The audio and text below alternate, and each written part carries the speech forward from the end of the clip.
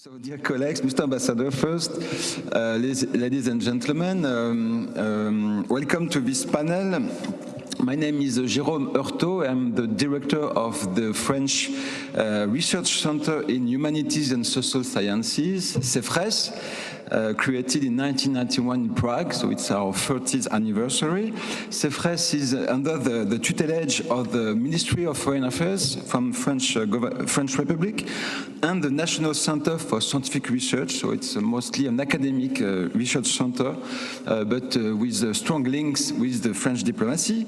And one of our tasks is to deal with national and international issues that concern the Czech Republic and its neighbors. That's why I'm very pleased to moderate this roundtable devoted to politics and policies of development cooperation in North Africa and the Sahel, Czech and European perspectives as part of this symposium. I would like to thank warmly the director of the Institute of International Relations, Mr. Ondřej, as well as Mrs. Alicia Kizekova, Jan Daniel, and Clement Steur for making this cooperation between our two institutions possible. So thank you very much. I think the participation of a French institution in this event is a very positive sign for different reasons, but also in view of the French and Czech dual presidency of the Council of the European Union next year in 2022. So as we already know, these two successive presidencies will focus, among other topics, in the cooperation of European states in Africa, and particularly in the Sahel region. First of all, because France, for various reasons that you know, political, economic, historical, sociological reasons, is very much involved in this region. And France has also been intervening militarily in Mali since 2013. And secondly, because the Czech Republic is the Central European country with the largest presence in Africa. It is also the only country from Visegrad region that participates in the Takuba Task Force in the Sahel, which has been implemented in 2020 to fight against terrorist movements in the region. So the objectives of this roundtable are multiple. First, it is, of course, to understand the challenges of development and the challenges of security in the Sahel. It is also about asking why the EU and the European states are justified in intervening in these countries. What is the legitimacy and what are the reasons for European states to develop policies in the region? And we could also ask, do positive effects really, are positive effects more important than perverse effects, for instance? We have on the screen Mr. Denis Tull, who, for instance, published a very interesting article about how the intervention from the French army in Mali is perceived by the populations in Mali. So that, I think, a question also important to ask. Another kind of questions, if we accept the principle of this intervention, how can the objectives in terms of development, in terms of security, be held together and articulated? How can they be done both at the same time? And to go further, do we really talk about development or about migration concerns by European states? Do we really talk about protection of populations in Mali, for instance, or about our European fear of terrorism in Europe? I think these questions also are very much important. And more specifically, how can cooperation between states that do not all have the same interests and are even sometimes in competition with each other, even inside the EU, how this cooperation be implemented in practice? How can we convince public opinions of the value of financing costly external operations, and etc.? Finally, And because this is the key of this symposium, what role does the Czech Republic play? Why and how does the Czech Republic seek to position itself in this region of the world? And what limits can we eventually trace about that intervention? So, as you see, there are many questions. And I'm so happy that we have a very high quality speakers to answer the question, or as the ambassador Tomáš Uličný told me before, maybe also to ask questions, because maybe there are too many questions and not enough answers right now. So I will first give the floor to Ambassador Tomáš Uličný. For the records, he was the head of the European Union delegation to Sudan before, so he knows very well the region, and now he's the special representative for the Sahel from the Ministry of Foreign Affairs of the Czech Republic, and he will talk about the Czech experience in this area, and if he wants, also to say some words about how he imagines the future of this policy. Then it will be the turn of Ondřej Horký-Hlucháň, who is a senior researcher at the Center for Global Political Economy of this Institute of International Relations in Prague, and he will present a very interesting paper that you have on your desks, co-authored with Jan Daniel and Ondřej Dietrich on Czech Republic foreign policy in the Sahel, which has been published some months ago. And then we will broaden the scope of the debate by giving the floor to Mr. Denis Tull, who is now online. He will speak from, I guess, Berlin, because he's a senior associate of the German Institute for International and Security Affairs in Germany.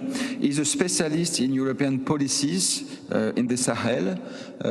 He knows a lot about Barkhane, UN peacekeeping in Mali, and published about that topics and the German strategy towards Sahel. And finally, I will give the floor to Alia Gana. Alia Gana is a sociologist. She's a director of research at CNRS in France. But she spent a lot of time abroad, and especially in Tunisia. She's a specialist in development issues in North Africa, but also in democratic transformations, and she's the leader of an ERC grant project called Tarika, Political and Socio-Institutional Changes in North Africa, competition of models and diversity of national trajectories, and Alia will broaden a bit the scope, talking about North Africa and the issues of development in this region.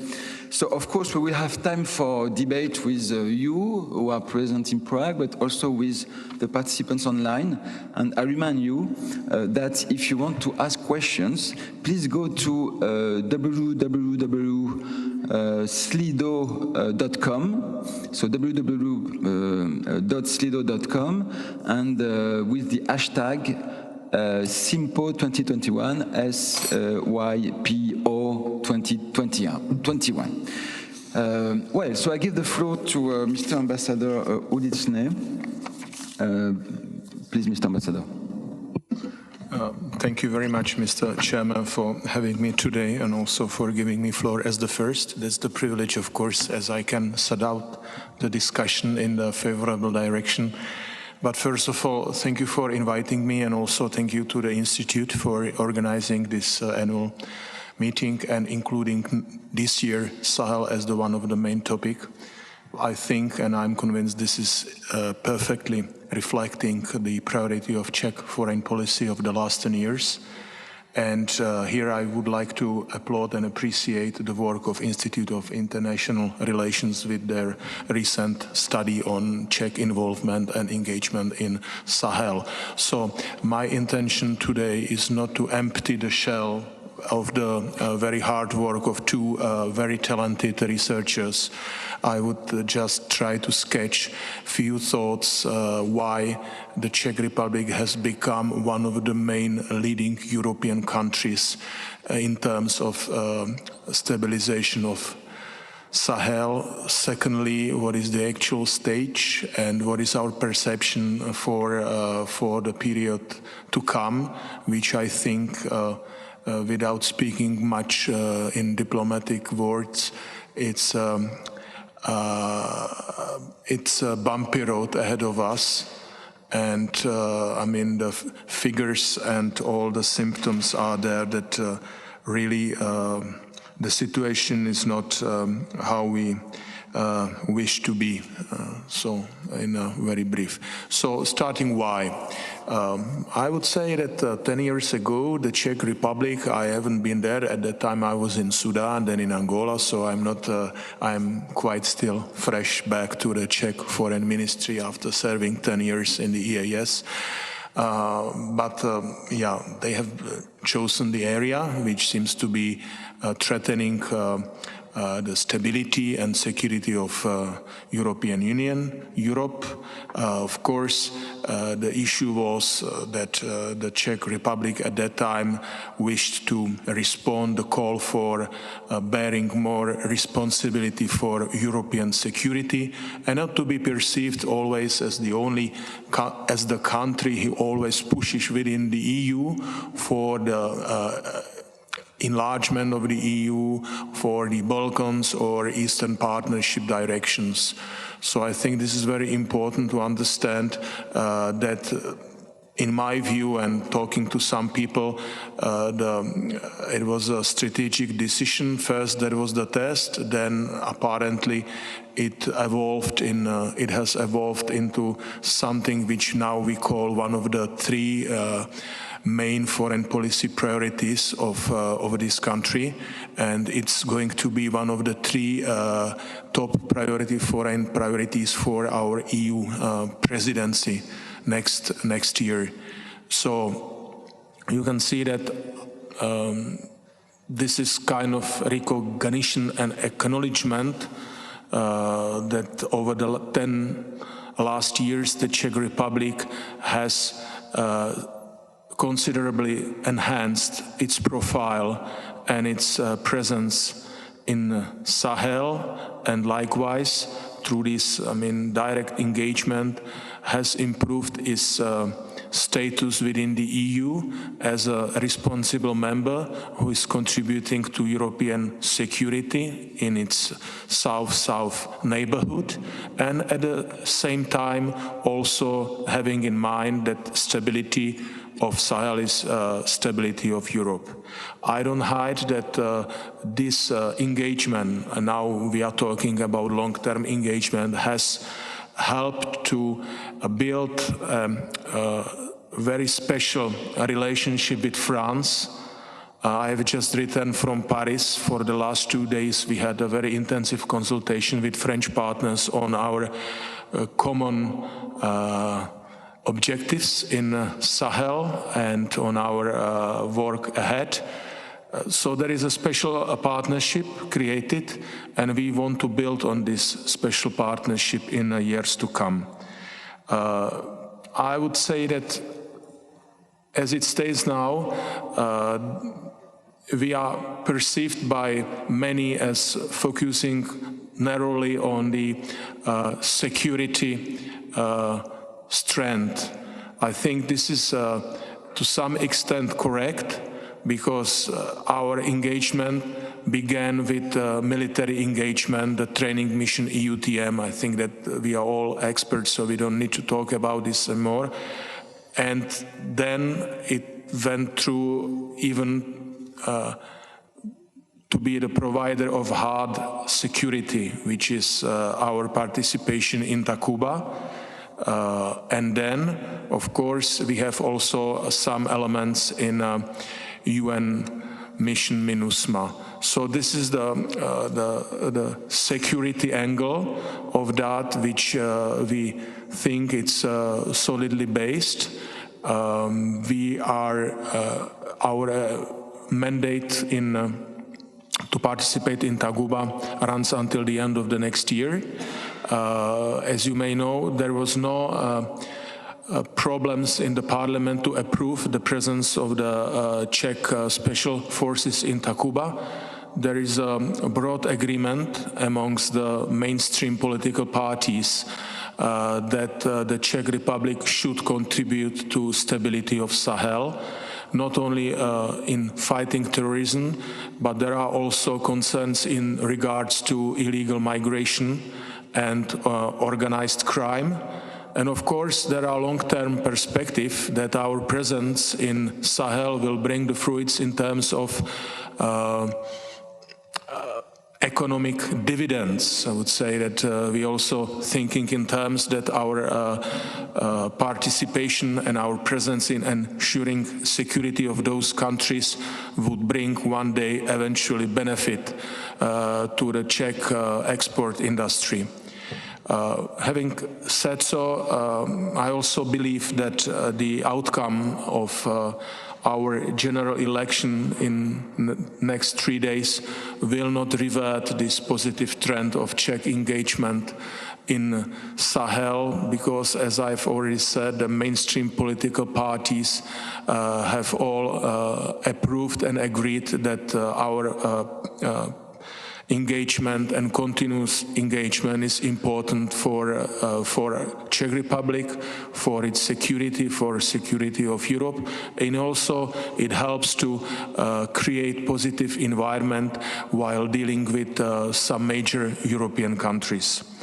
In terms of development, you might be aware that and now comes the development strand, that of course we believe that starting with security cannot exist without sustainability, development. I mean, you can't only fight the terrorism or chase the terrorists across the Sahel desert. You need to create a suitable environment for local communities to not to, opt for, a violent way of life, because there are no opportunities for them anymore due to desertification or due to internal conflicts or climate change or whatever you call it, all these elements, all these aspects. So the government has approved the special program for Africa, which runs until the next year. So every year the African department of MFA is distributing 100 million crowns from our budget for the projects which are, mainly positioned in Sahel area. And again, I don't want to empty the presentation of the next speaker who will speak in more detail about the development. And then it comes with humanitarian aid. We have been donors since long time through the international organizations. Our objective is with our main well-known NGOs present already, for example, in Mali, like People in Need and others, small detachment, to provide more support or more funds to Czech NGOs. And we also believe that the Czech NGOs should work in the area of deployment of our special forces, so that we have understanding between local population and our forces while are there, that our forces are not occupier, on the contrary, are there for protecting them, are there for providing some social essential basic services. So this is in the pipeline. We are trying to, of course, the issue of personal security of those who will implement the project is very high on our agenda. So we are in a discussion with local communities how we could cope with these challenges. Then perhaps a word, if I mention in the beginning that we really, the Czech Republic is determined to remain one of the key provider of security and development and humanitarian assistance to Sahel countries. We see some hurdles in front of us. I think that one of the hurdles is that, and in which now it's really created a great concern to Czech establishment, is the possible presence of non-state actors from the country which is not exactly in a good terms with Czech Republic right now. and if this would happen, we really see that as an impediment for our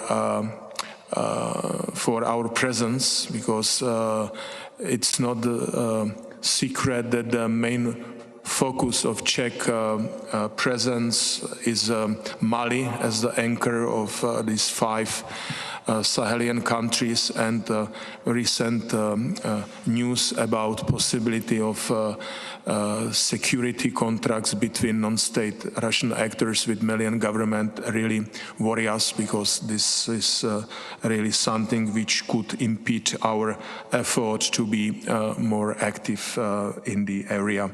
Having said so, the other countries are staunchly opposing such a move, so I think there's still a glimpse of hope that the Czech Republic will remain active and with a positive approach to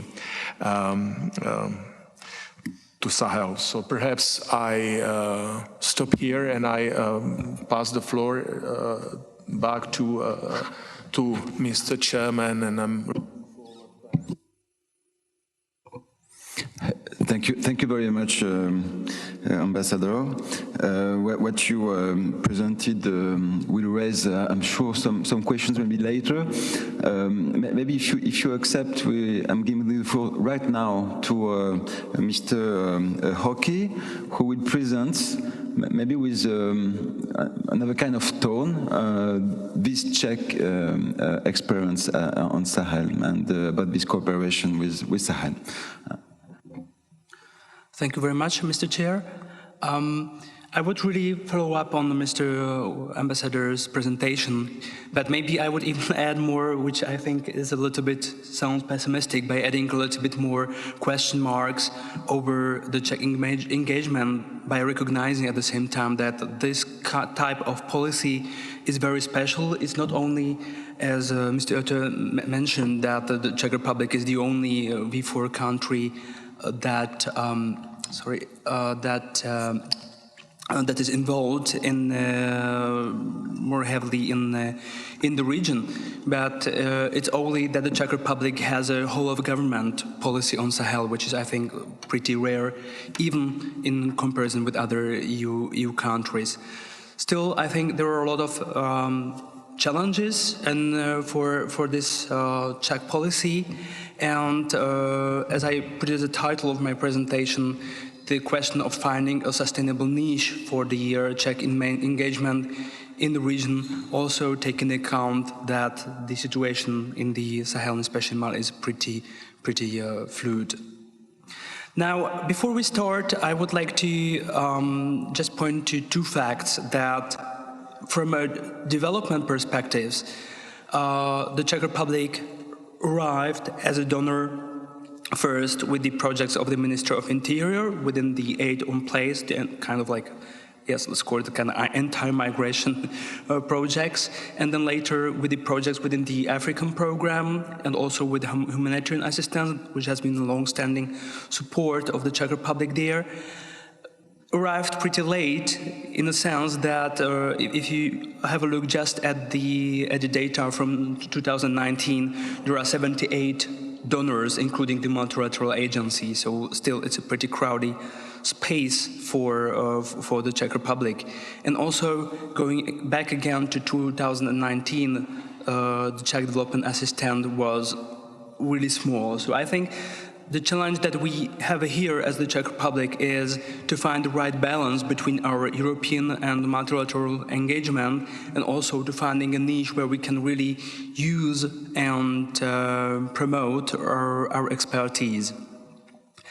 At the same time, it's also a new challenge, because I think the way that that we wrote this policy paper that you have on your desks and that goes more into details, I think shows very well that also as the Institute of International Relations, we don't really have like special capacities on that region. And this policy paper is hence also a product of a cooperation with Jan Daniel and Ondřej, who work more on security, with me working more on development, and also not only because of COVID, we didn't really have a chance to do any field research. So I think talking about the limited capacities of the Czech Republic, we are also we can see that in small on the way that we put together this policy paper. At the same time, we were really happy to also publish it in French. So if you prefer the French language, so you can always download it from our website. And this was also due for distribution in the West African countries, which are largely francophone. Now, as this policy paper, as the name says, is more focused on policy, before I go more into the recommendations of our paper, I would like to present some challenges that are more concerned with the politics here in the Czech Republic. As Mr. Ambassador put it, so far there has been a consensus between mainstream parties for the engagement in the Sahel. But if we put the word sustainability in the title, it's not only about sustainability in terms of sustainable development in the Sahel, but that also concerns the sustainability of the Czech engagement. And I think we can learn some lessons from the Czech engagement in Afghanistan, also with the PRT teams, the provincial reconstruction teams that were actually there to implement the security development nexus. And from older research of mine and the Hungarian colleagues, we actually found out that the political perception of the Czech engagement in the Afghanistan didn't really have much to do with Afghanistan per se, but it was more concerned in terms of how it was presented to the Czech citizens with our membership in NATO. So that means as far as the Czech Republic remains committed to NATO, it can shift its focus and leave Afghanistan without any further ado because, the legitimization of the Czech mission was not very much concerned with development and with security in Afghanistan as much as our contribution to the alliance. And I think that we have a little bit of the same situation here also with the Sahel. And I think the Prime Minister's speech, maybe on the very same chair a couple of weeks ago during the ambassadors' meeting shows very well, because in his speech there is actually no mention of Africa in his pretty long speech to the ambassadors, but actually the Sahel is mentioned, but it's mentioned actually as a part of our relationships with France alongside the nuclear power. So I think that shows a little bit also the perception, and I wouldn't say only the Prime Minister, but more largely by the Czech politicians. If we see the Sahel too much as an issue that's there only to relate to our relations with France, then the question is, what are our real motivation to see results and to see the impacts in Mali, in Burkina Faso, of the policies that we have there. Another thing, and I would prefer to be as optimist as Mr. Ambassador, but the thing is that so far, with the inclusion of the Czech military personnel in the Takuba force, there is a risk of casualties of the Czech soldiers. I just put to compare, just like last week, there was a casualty from the French army. There were already some, as the media reported, there were already some incidents, or rather accidents, with the Czech army. And compared to Afghanistan, I'm not really sure what would be the political impact of some casualties in Mali on the public opinion and on the opinion of the political parties here. Now, moving back to the question and more to the recommendations about finding a niche for the Czech engagement in the Sahel, I think it's always worth emphasizing that the Czech Republic has already been pretty active in the larger Sahel, with Ethiopia as a pretty strong political partner with development projects funded by the Czech Republic, but also, if I'm not mistaken, for instance, people in need that were already mentioned are very present in Ethiopia, with something like 50 people working in their office in Awassa. So that's a pretty strong presence of the Czech Republic in Ethiopia. So the question is, like, if we know that our part can be really small in terms of bilateral aid, does necessarily mean to move all our resources towards the G5 Sahel, where our capacities are not that strong. With that, and also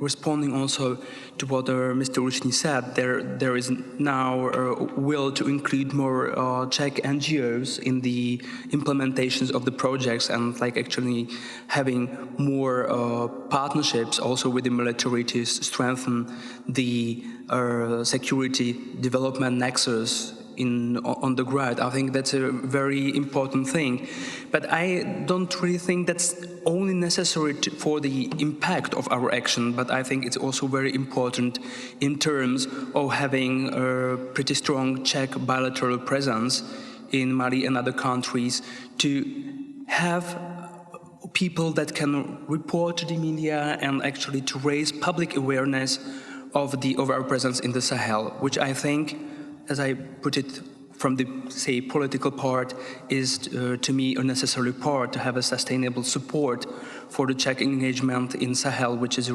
region where, apart business relation, before 2012, the relationships were pretty weak, with no Czech embassy in the region. Anyway, so this is I think again about finding the right balance between the multilateral and bilateral engagement. And I think talking about the very specific niche, and especially taking account the very fluid and unstable situation, say, in Mali, I think that the Czech Republic really should go forward with having participation, human rights, and the areas that the Czech Republic tries to promote in other regions, like in the Eastern Partnerships, really to gather that experience and expertise and use it also in the Sahel. Because, as I showed the first fact, the Czech envelope for the Sahel is very, very small.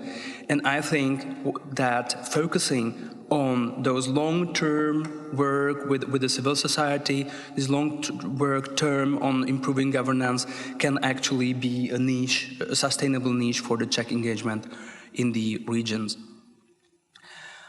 There is another part of a recommendation that also concerns more the strategy as a whole and its subsequent revisions.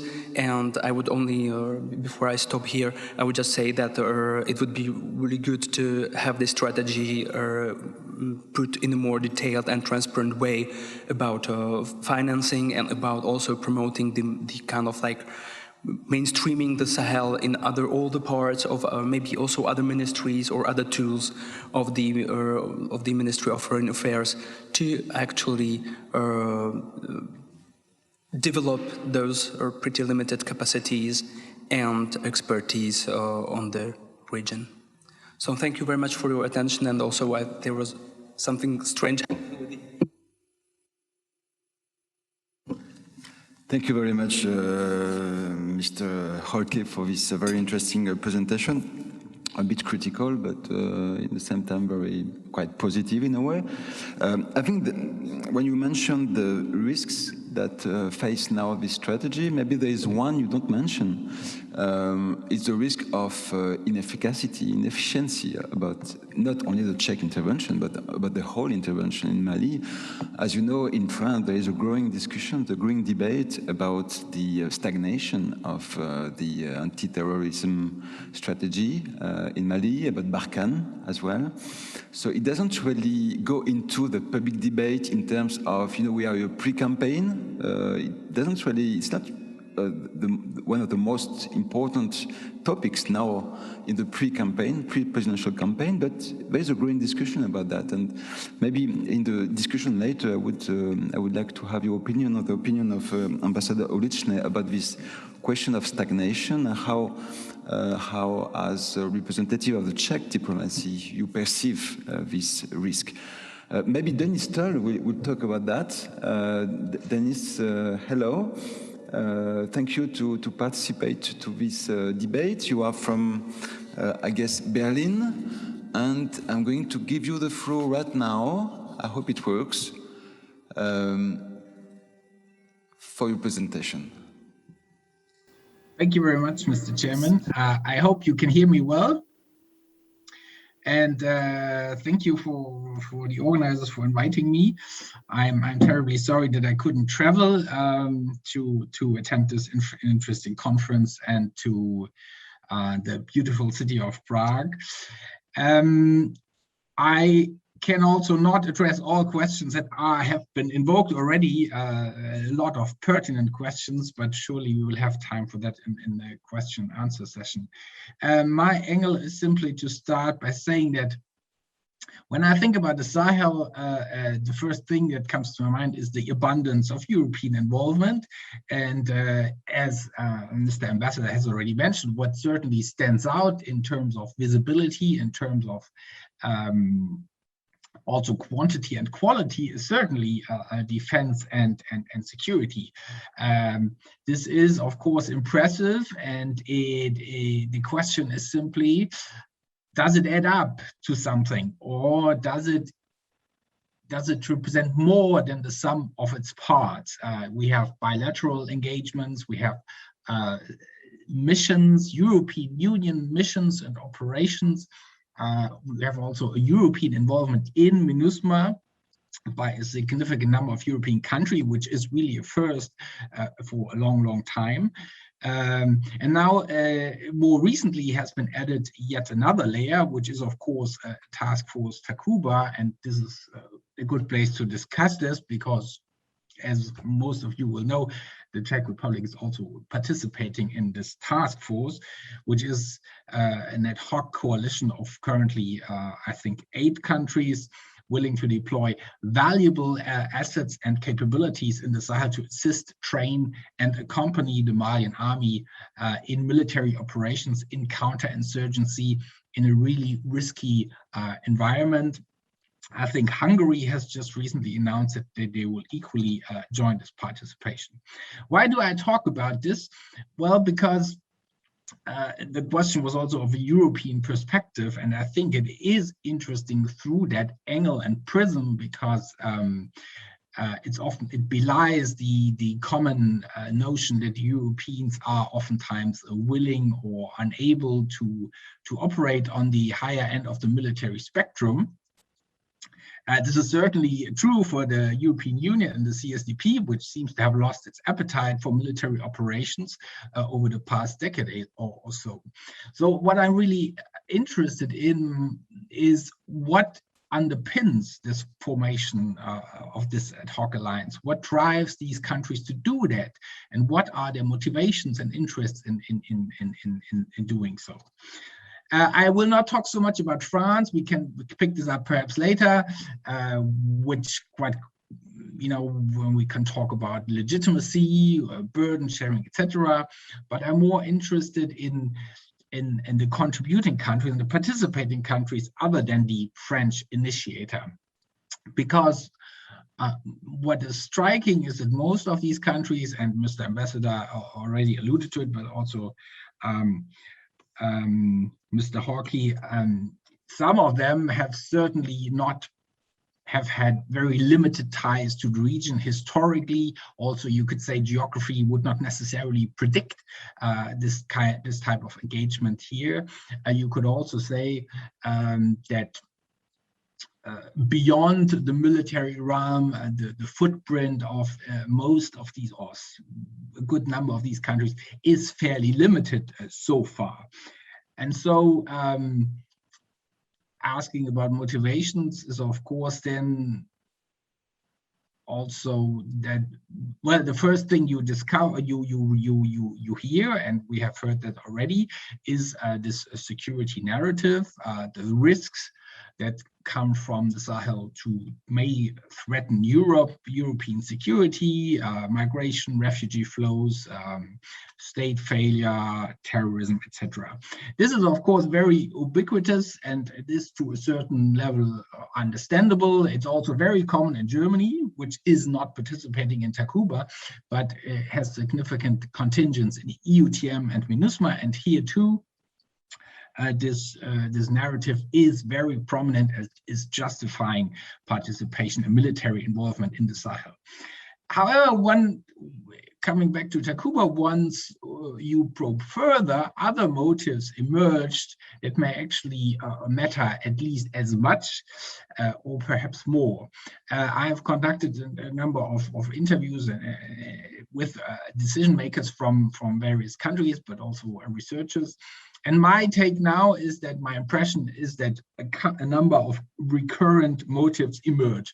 One is certainly the aim of bolstering bilateral relations with France, perhaps especially after Brexit, now that France is by a wide margin the largest military power in the European Union, of course also the European Union member in the United Nations Security Council. It's also the case that countries participating in Takuba engage with France on a certain level and in a sort of dialogue that permits these countries to draw French attention also to their own national security concerns and other important questions. That is, I think, very valuable to them to some extent, and sometimes it goes even further and becomes very specific, even one could say. One could call it even a transactional kind of calculus. This becomes evident when we look at Estonia and the security concerns in the Baltics, and where France, through its participation in NATO's Eastern Forward presence, to some extent now through Estonian participation in the Sahel, gets basically a return in investment or favor, or you could also, of course, say simply it is solidarity with allies, with partners, but also the idea of being perceived as an active and reliable partner and not just a free rider of defense and security that sits on the bandwagon. And then there is, of course, also a more operational dimension here, security and defense-driven interest in fostering military relationships with key allies, fostering interoperability, especially after the withdrawal from Afghanistan, which has freed capacities, and a certain number of countries are quite open about the fact that they look for new kinds of engagements, experiences in real terrain, so to speak, for real operational experience that is also sometimes invoked. And then perhaps on a much larger scale, you could say that, for example, the international politics themselves impact this rationale.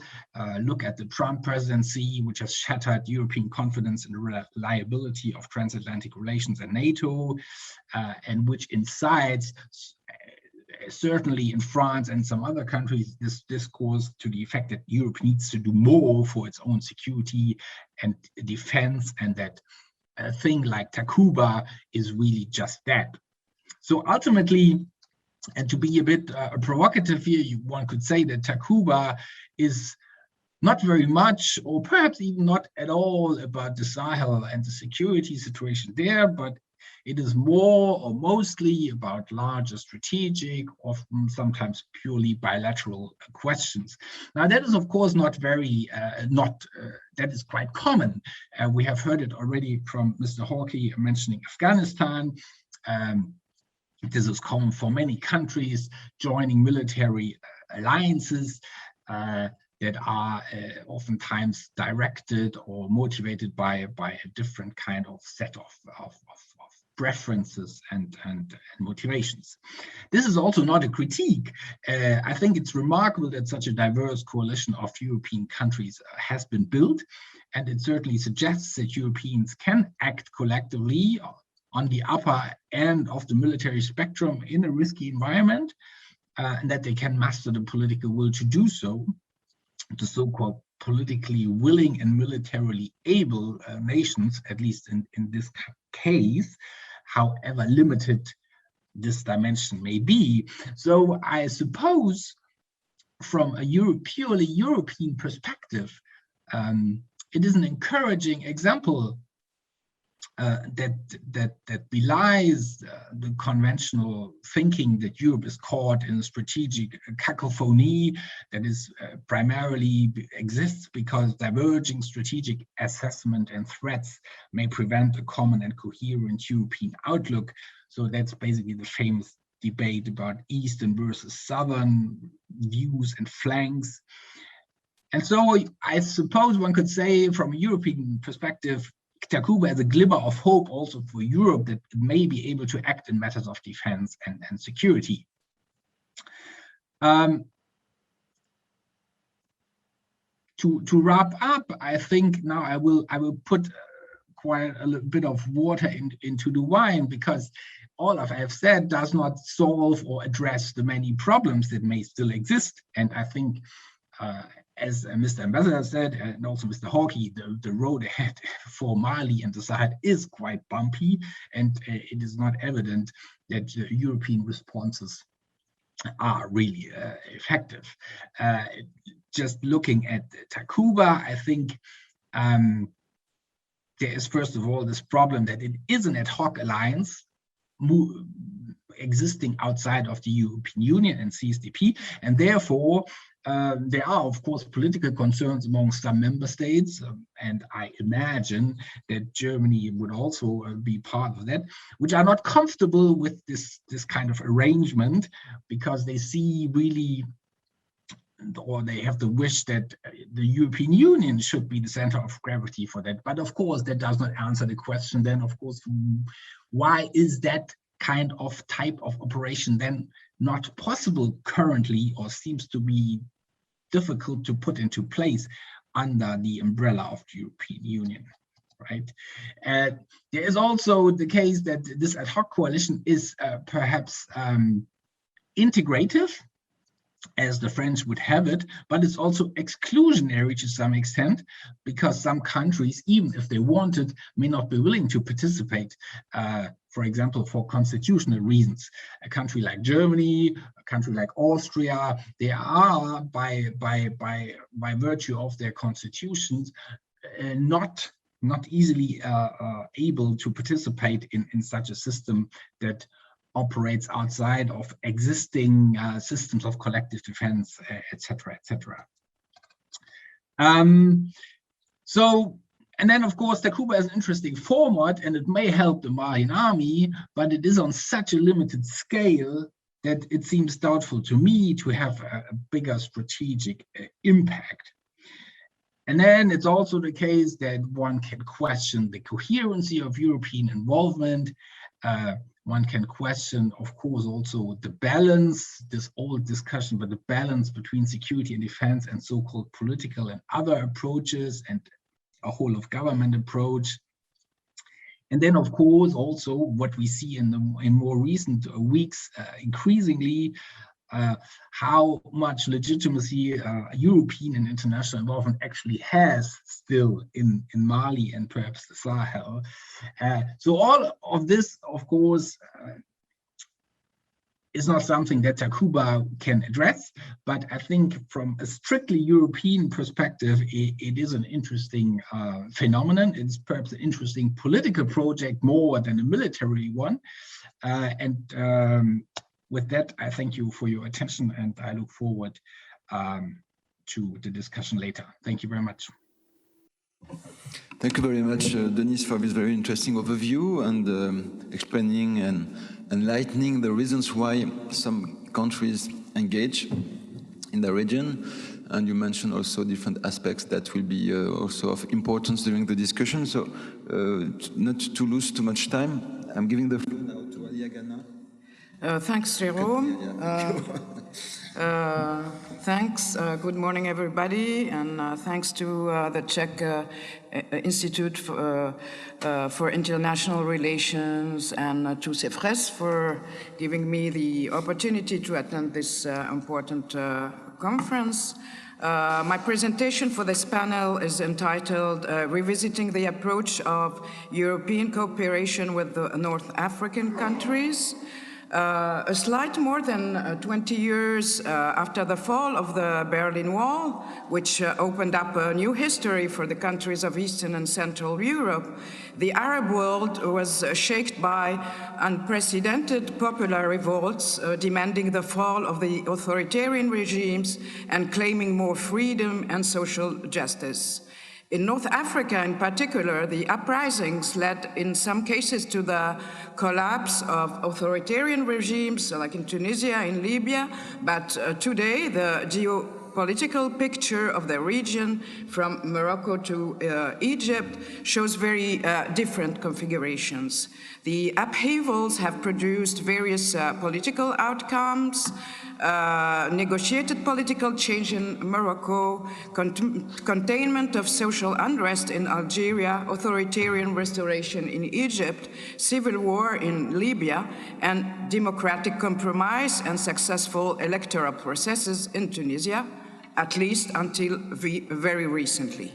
In any case, more than 10 years after the outbreak of the 2011 Arab uprising, it has to be recognized that the current situation in most countries of the region is far from having fulfilled the hopes for democratization and social justice that triggered the popular revolts. First, in several cases, like such as in Libya, the upheavals were followed by civil war or the rise of security issues linked to terrorism, also in Tunisia, which posed a serious threat to the territorial integrity of the countries concerned.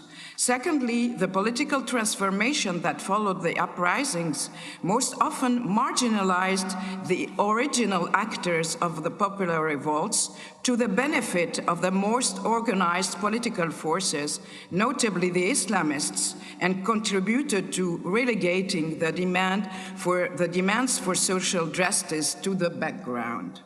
For example, in Tunisia, the pioneer country of the Arab Spring and the country that will serve as an illustration for this presentation, the rise to power of the Islamist Party and the alliances it entered into with the forces of the former authoritarian regime to form governmental coalitions were mainly dictated by the concern to consolidate or preserve positions in the political, social, and economic arena. In general, the profile and projects of the actor who came to power in the aftermath of the uprisings did not favor a real response to the demands for economic and social integration of the disadvantaged populations. On the contrary, in Tunisia, as in other countries, post-2011 economic policies have not called into question the former development model, but have tended to aggravate the dependency on international funding and world markets and to deepen the economic and social crisis. This aggravated crisis has revealed actually the weaknesses of a dependent economy based primarily on tourism, the export of raw materials, and on manufacturing industries with low added value and relying mainly on the use of cheap labor. While, in fact, the European cooperation policies have sought to accompany the process of political and institutional transition and to provide also support for the consolidation of civil society, it must be recognized that with regard to economic matters, these policies have aimed above all at favoring the processes of liberalization of the economies of the region and strengthening the integration of these countries into the world markets. Going back to Tunisia, which is currently in the headlines, as you know, since the constitutional coup of President Kais Saied, it's important to emphasize that 10 years after the revolution, the balance sheet of this decade of so-called democratic transition is very heavy politically, economically, and socially. An unprecedented weakening of state institutions, a rate of debt equivalent to 100% of GDP, a huge increase in corruption, a worsening of unemployment, a significant expansion of the informal sector, a serious deterioration in the purchasing power of the population, and also a significant erosion of the middle class. In the face of the problem of debt, whose repayment is now ensured by the recourse to other loans in foreign currency, international cooperation agencies, including in Europe, as well as international donors, continue to advocate old recipes and short-term solutions. Reduction of public spending, particularly the public sector wage bill, food and energy subsidies, and social services. However, these recipes are proving to be politically unsustainable given the strong social demands for equity and social justice, and in any case, they do not provide a solution to the structural problems of the economies in the region. Indeed, in the aftermath of the Arab Spring, the European Union set up a strategy to support the process of political and institutional change, proposing, for example, a partnership for democracy and shared prosperity with the Southern Mediterranean, which actually included three major axes: financing, particularly for job creation, mobility of qualified youth, and importantly, the gradual integration of the economies of these partners into the EU's single market, particularly with the launch of negotiation to establish deep and comprehensive free trade zones with Morocco, Jordan, Egypt, and Tunisia. However, the launch in 2015 of the negotiation for the deep and comprehensive free trade agreement has caused great concern and growing contestation in Tunisia, particularly with regard to the agricultural and service sectors.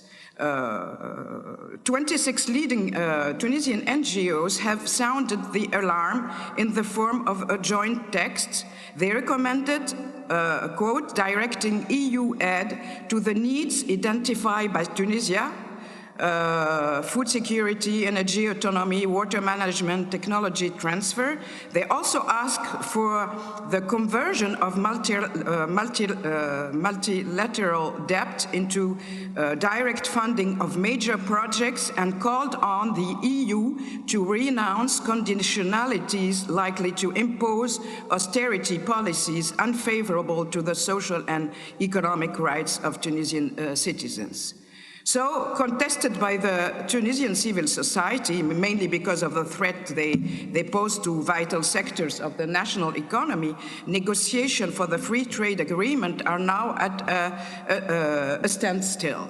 And although the representative of the of the European Union and Tunisia announced recently a revision in the approach to negotiation, the current political situation and the general mood in the country regarding issues of national sovereignty do not allow to envision a resumption of negotiation soon. Actually, it appears that what is really needed in the countries of the region is a complete rethinking of their economic and development model. The role of European cooperation could be precisely to give long-term perspective to those countries, rather than subjecting European aid to conditionalities of reform that favor above all the imperatives of market liberalization and of security for Europe, particularly in terms of migration flows. It would be a matter of helping the countries of the region rethinking their economic model and their forms of integration into the European markets. Also, it would be a question of relying more on the various components of civil society, which has demonstrated, particularly in Tunisia, its great dynamism. In this country, the major NGOs insist on the priority to rethink an economic model that has been synonymous with corruption, inequality, and mass unemployment. While in fact corruption and the growth of the informal sector and even the illegal economy sector are threatening today the foundation of the state and the living together, favoring the rise of populism and the risks of authoritarian deviation, the call of the Tunisian civil society for a rethinking of the economic model and of partnership relations with Europe must be heard more than ever. What is at stake is the stability of these countries, but also the security and continuity of Europe. To conclude, I would like to quote the words of Jean-Pierre Filiu, a recognized French expert on the Arab world, who said in a recent interview, I quote, "Europe will never fully exist in Europe if Europe does not exist in the Middle East." And thank you for your attention. Thank you very much, Alia, for this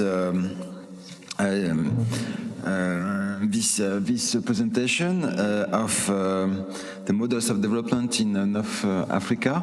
I really think that Northern African countries and Western African countries are deeply connected, and it's important also to have this perspective, to understand how much they are connected, not only because they have similar problems, but also because they have common problems. And the security issue is a common problem, not only a similar problem from Tunisia to Mali, from Chad to Libya. And this connection sometimes is forgotten as well in our discussions, because we think with different areas, cultural areas, and we don't enough, I think, connect in our minds these spaces. So thank you for that, Alia. Maybe it could be the first question to the other panelists. Alia Gana said that we have to rethink our models of cooperation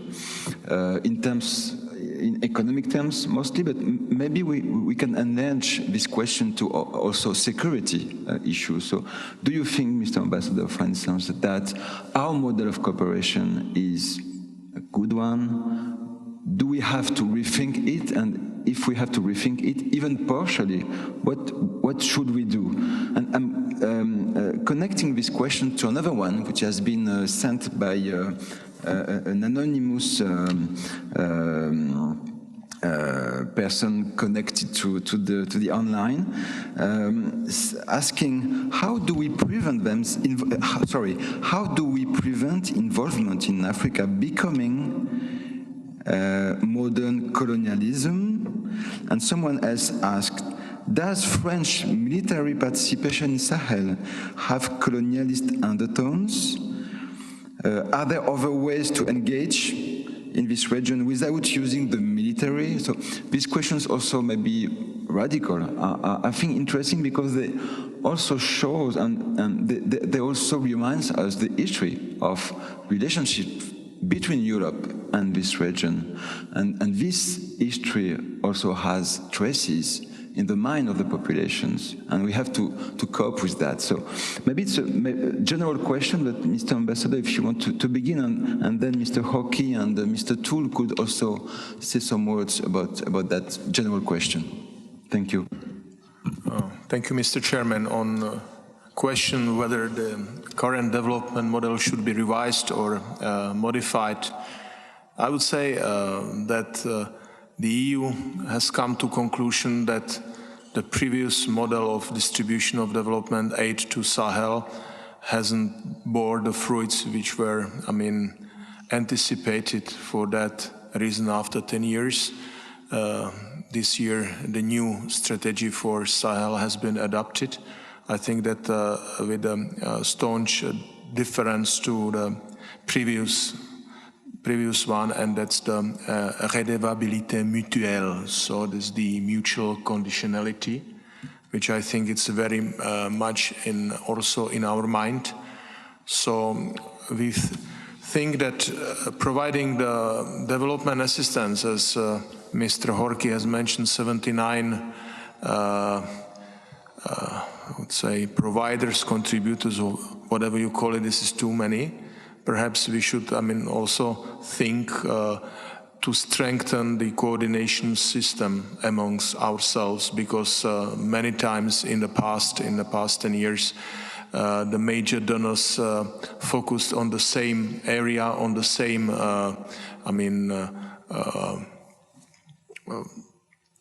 geographical and also, sectorial area. So, and this is also my, conclusion from my visits in the region, that what we need to really streamline is the chain of delivery of development assistance. It should not go through the capitals, because one of the main I would say reason for instability of Sahel, it's a growing disparity between the center and periphery.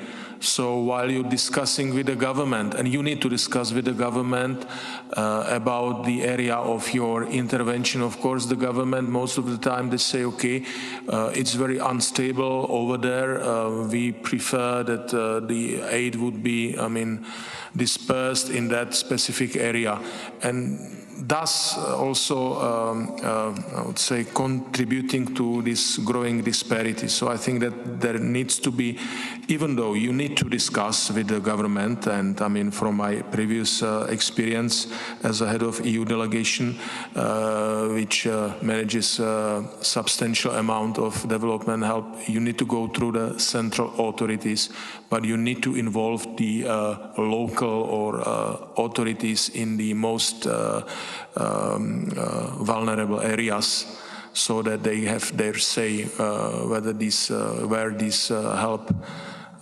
should be spent. So that's the first point. The second point, I think it's what is important, is to make sure, or to be more assertive in terms of local ownership. So this should not be our vision.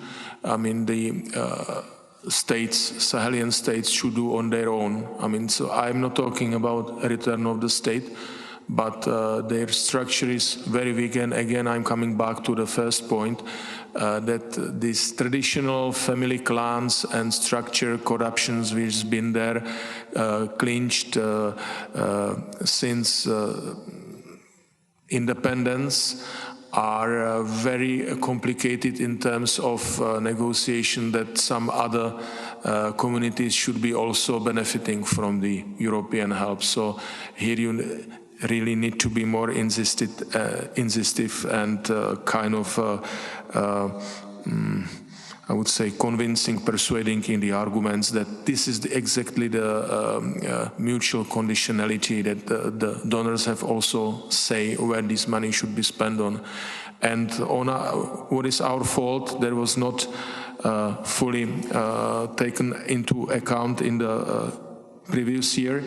And I also think what we need to improve is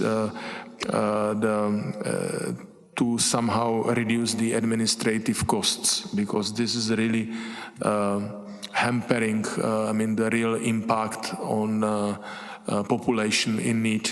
Because I'm not very happy seeing that even some of the UN agencies are, if you allocate development projects with them, that let's say 20–25% of this budget goes for their own administrative costs and for paying the administrators. So I think that's also the part of the work which we need to streamline, so that this huge amount which the EU is spending, for example, in Mali, next year the envelope for development is 176 million euros. So, it's a considerable amount, a part of all other instruments which are there. The question is whether this money will be spent smartly in the area of, I would say, emerging conflicts. Thank you. Thank you very much. Maybe Mr. Horký, and I add in the pot of the discussion a question that has been also sent, which is connected to the previous one. And you mentioned Afghanistan experience before. The question is, what are the lessons learned from the current withdrawal from Afghanistan for the future engagement of Czech Republic in Mali? Maybe Mr. Ambassador later can also come back to this question. Well, thank you. I would start by the last question, though I'm not an expert on Afghanistan, but I think that, I would just maybe repeat what I mentioned, that actually if your engagement is very much mediated by your membership in NATO, then the question is, do you really care of what was happening in Afghanistan, what happened, where the Czech politicians really concerned what happens in the Logar province, So I think that's the problem with sustainability. I think we can have the same problem with the Sahel. I'm pretty sure Mr. Ambassador cares very much about what's happening on the ground. I'm not really sure whether the politicians do. And then, of course, when you have a very quick withdrawal, and that makes it pretty complicated to have some sustainability. And I think that goes very much with the question, I think it's a Nobel Prize question you ask about rethinking our development model, because it has to do with the governance. And I think there is an agreement that we need to work with the state, we need to build state capacities and those of the local authorities. But sometimes it's very difficult, and actually Afghanistan showed that it can be a failure if you just build capacity of some elites, and then from one day to another, this kind of allegiance to the state washes away. So that's very double-edged. And now responding to the third question about colonialism, I think like working on this dossier, as you would say in French, I think the most striking thing was to see to what extent actually the very policies of the Malian state are imbued with the old French colonialism, and Mr. Uličný very well emphasized the kind of inequalities, the north-south inequalities in Mali, as you may know, the kind of like clash between settled peasants and pastoralists is very much emphasized in literature, though there are more shades of gray in it. And also this kind of inequality is now very much emphasized also by climate change, and the climate scientists do not agree why it happens, but in the southern part of the say Mali, Burkina, and the kind of Guinea Gulf, there actually is more rainfall coming with climate change, which again kind of like deepens the inequalities between the agricultural production, so, and at the expense of the pastoralists, where also the very long-term policies of the Malian state are very much biased towards the settled peasants.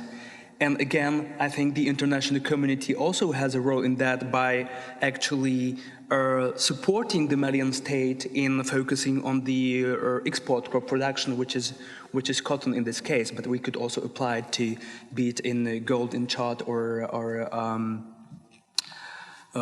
what do you use for the nuclear uranium in Niger. So I think the international political economy is still very much influenced by this kind of like export-oriented model, which creates which can create the very inequalities within the state, supporting some types of lives, some types of ethnies, and actually contributing to security problems and clashes. And I'm pretty sure this colonial legacy via political economy actually was one of the reasons of the political insecurity in Mali, starting with 2012. Thank you. That is a question that we can ask also to Denis Tull, because he's published, as I said before, an article about how it is perceived, how the international organizations like MINUSMA is perceived by the Malian population. And you mentioned the fact that politics of truth was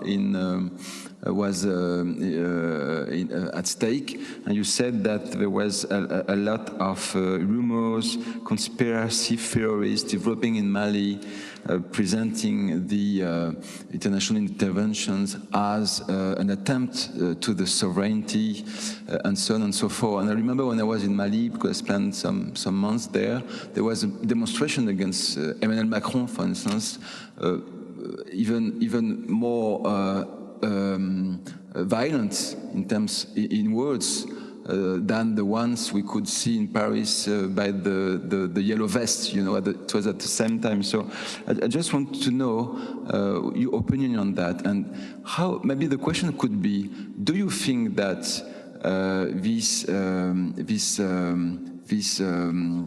contestation of the foreign interventions, the French presence in Mali, is also we can understand that also because maybe the cooperation programs are not enough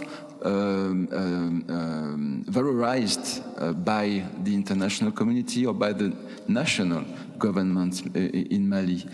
What would you say about that? Yeah, these are very good questions. I think one has to distinguish two things. One is simply the balance sheet of the international community in Mali, and let's remember it started already back 2013, so it's not just yesterday. And and if we look at all the indicators, they are deep in red, and they are deteriorating constantly, at least since 2016-17, I would say. So I think what is driving fundamentally contestation in Mali today, and this is not only specific to France, although France is obviously the most visible actor, and therefore it's the kind of target in the first place, but not only, MINUSMA and so on, is simply that what Malians see is a huge international presence with very little to show for. And I think that is, so that speaks to the limited effectiveness of all of this international engagement, and that it is not convincing through its results. And I think that's what international partners have to understand, and where they have to be honest with themselves. And my hope, at least, is that the fiasco in Afghanistan will actually facilitate a more honest engagement with this difficult situation in Mali and the kind of results that have been achieved, because so far this has been very limited. Oftentimes when you speak to diplomats in Bamako, you will hear, yeah, but okay, it's not great, but if we wouldn't be there, it would be worse. But that's not good enough, and I think at least for Malian citizens, it's not good enough. Then, of course, there is the specificity of France, which has, of course, its colonial baggage, and it should not be naive about it. It is not so distant, colonialism, and it's still, you know, it has a legacy and it has a visibility, and one cannot gloss over it, like Monsieur Macron does it sometimes by saying, oh, you know, you and me, we are just too young to have lived or to have seen colonialism, and that therefore, you know, let's get over it and move on. It's not as simple as that. And I think sometimes that is also a kind of paternalism, or that transpires as paternalism, and which is creating a resentment. And then, of course, more recently, you have in Bamako also a great deal of populism in the guise of patriotism, where it pays politically to make these noises and to embrace a certain discourse, especially about France, and that this is already kind of generating political returns for politicians. So I would be very prudent to say that a certain country that we have not talked about, at least explicitly, is now so famously popular in Mali. I think it's more complicated than that.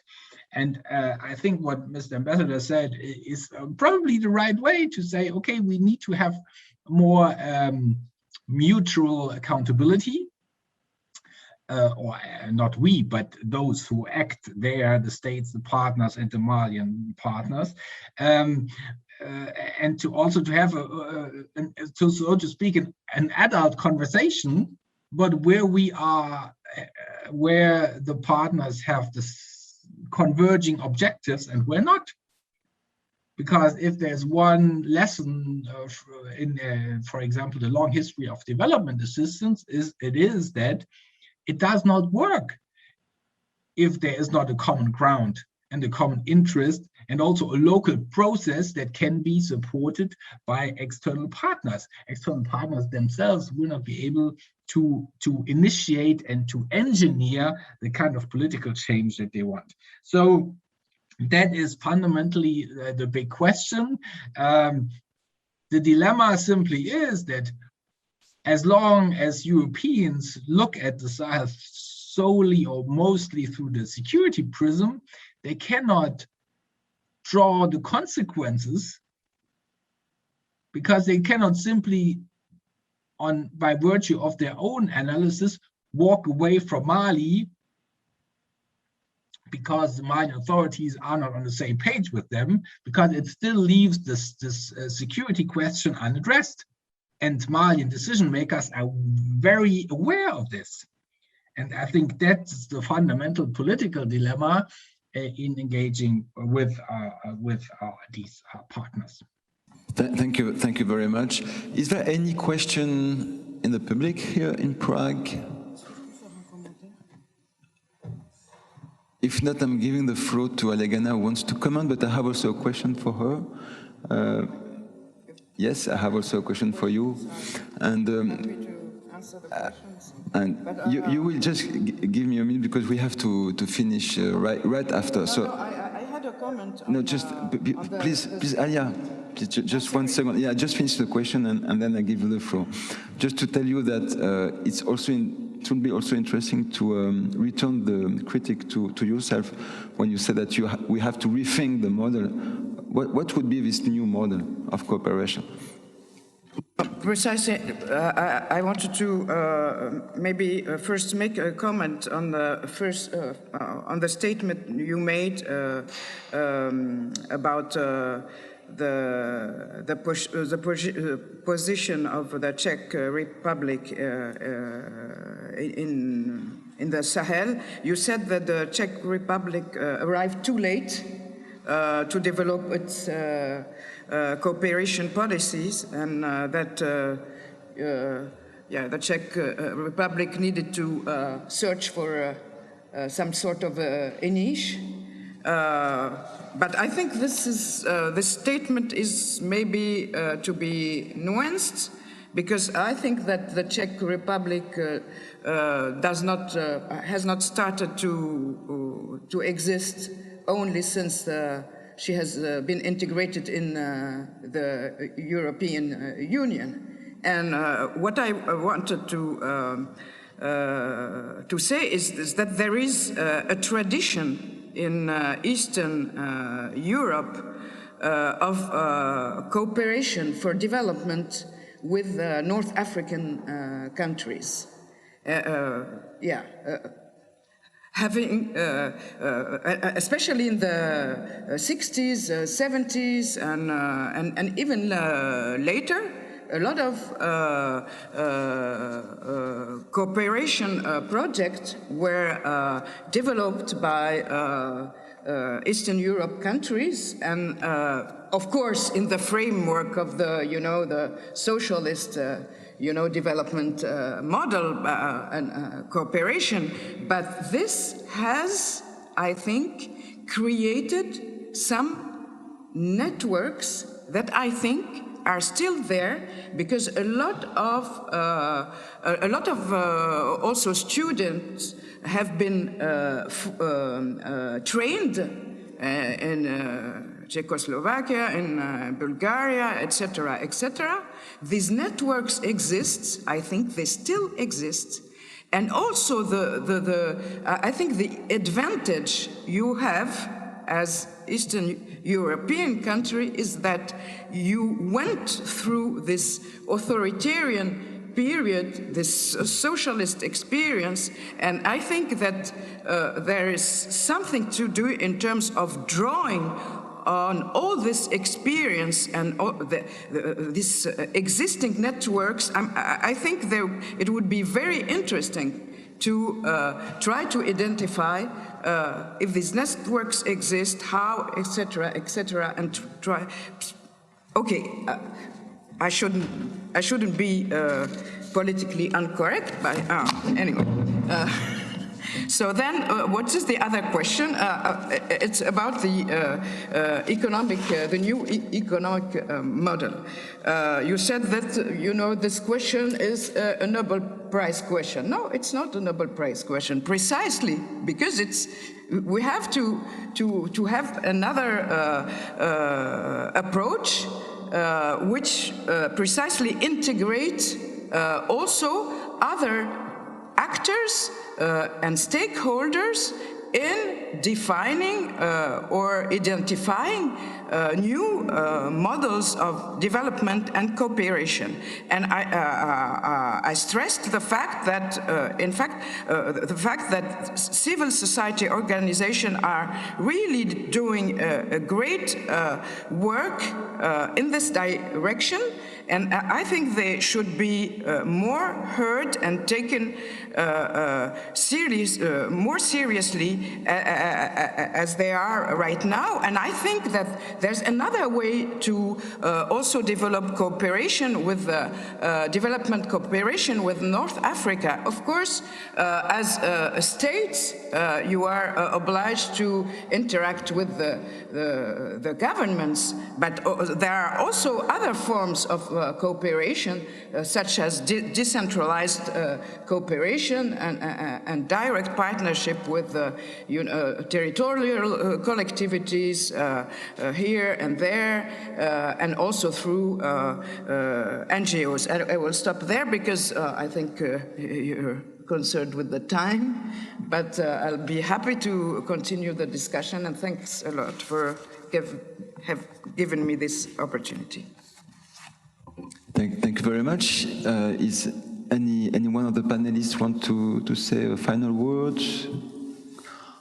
Maybe not in the public. Oh, Mr. Horký. Maybe just last two comments. I very much agree, and that's what I meant or what we meant in our conclusions, actually, for the Czech Republic to be, say, the force that helps to give the voice to disadvantaged communities. Again, we didn't speak about the gender inequalities and the patriarchal structure that are governing in the region. So I think we are very much on the same line. And I think with the limited capacities that the Czech Republic has, this is it. But I would just still behind somewhere in my head, as Mr. Uličný mentioned, the thing like that's great to have this kind of more emphasis on the mutual accountability and the new in the new strategy. But I think that actually the problem with Russia that we have there is that, well, what then happens when the Malian government says, okay, because there were more calls for accountability of the government, and then what happens when the government decides, okay, we don't want your conditionality for providing aid because we can make a call on Russia. And I think that's something that goes more to the geopolitical discussion. But I think it goes back, and especially here in the Czech Republic, like the question is like, what can we really offer? And I think in the situation where the Czech Parliament cut 100 million crowns on development aid and 100 million crowns on humanitarian aid, you know, I mean, like you really need to have, when the question is, what do you do with that money to have some impact and be there for good? But I think we really have to do our homework here first, actually to put some money behind our strategy that may be good, but we don't have money behind that, and we need more political support for that. Thank you very much. So if the panelists agree, it will be the final Nobel Prize words. Thank you very much for your presentations, all of you. And Denis Tull from Berlin, and have a good day.